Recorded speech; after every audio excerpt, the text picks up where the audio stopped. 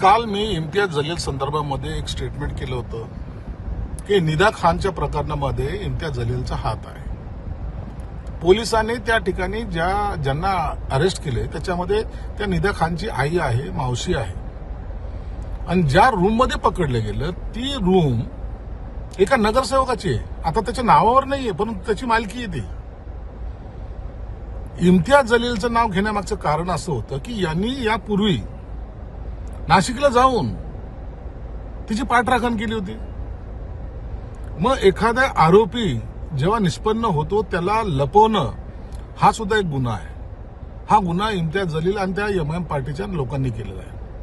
म्हणून पोलिसांनी आता त्यांना सहआरोपी केलं पाहिजे. त्यांच्यावर एसआयटीची चौकशी निश्चित मुख्यमंत्र्याला सांगून मी लावणारच आहे, पण त्यांना सहआरोपी केले पाहिजे. नसता यांची हिंमत वाढणार आहे. काय केलं त्यांनी?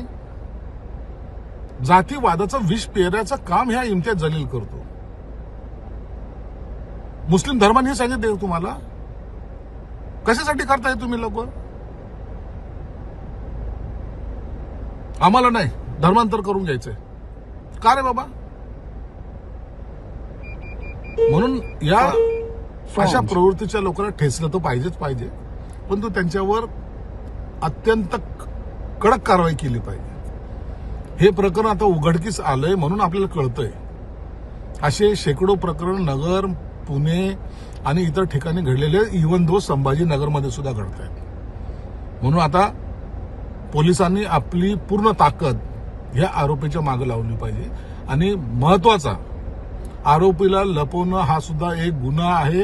याच्यामध्ये इम्तियाज जलील आणि त्यांच्या सहकाऱ्यांना सहआरोपी हे केलंच पाहिजे.